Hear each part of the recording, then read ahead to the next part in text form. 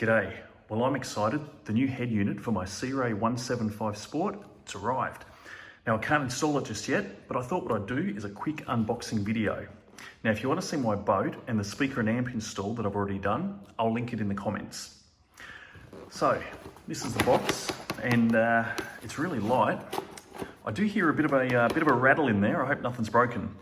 Now, this is the Pioneer MVH MS410BT, which is the Australian and the European model. In the States, I think it's very similar, but it's the MS310BT. Look, I'm not sure of all of the differences, except I think the lights are blue on the US model. Now, this is important for me, and that is that this is a marine digital media receiver.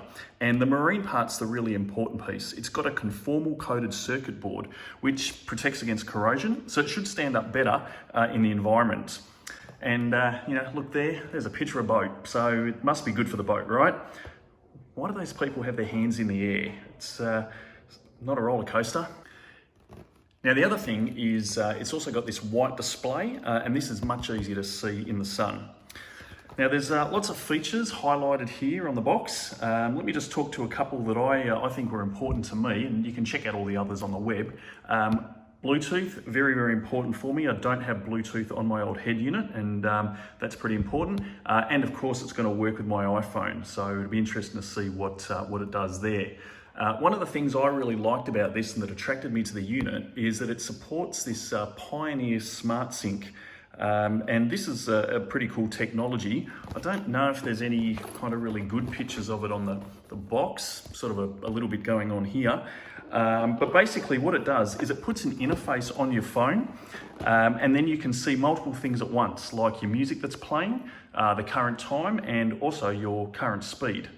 So that's enough about this box. Let's get this thing open. So we've got this bag of metal bits. Well, I guess that's to mount the cage, but that's definitely what was rattling, so it seems like there's nothing broken in there. And then we've got here, this is the wiring harness for this particular unit. So you can see sort of how it's split there. These are these ones on this side here. They're your speaker wires, hook up to your existing speakers.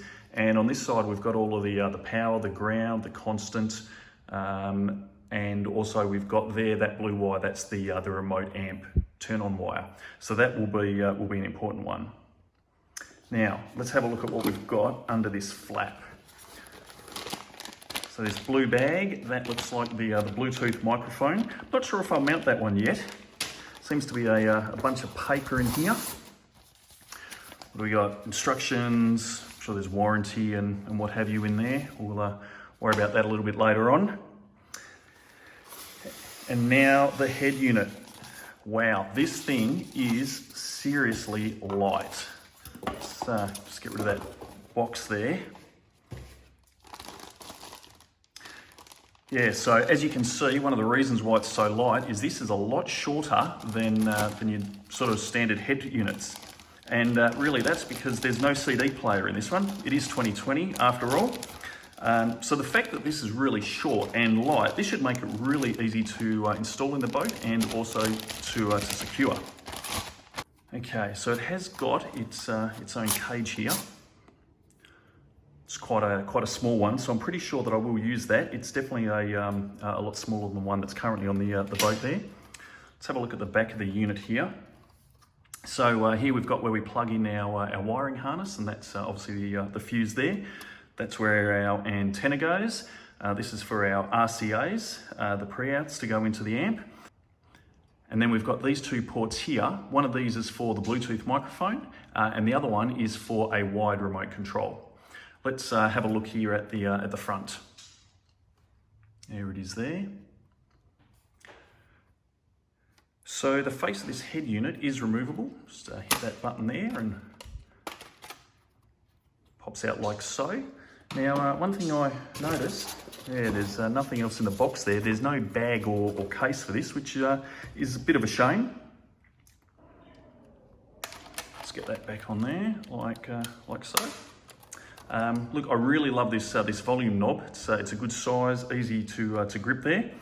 Then we've got our source button here. Now that's a really important one for me. The source button on my current head unit doesn't work very well. You've got to push it really hard. So that'll be great. Let me switch between the different audio sources that I'm using.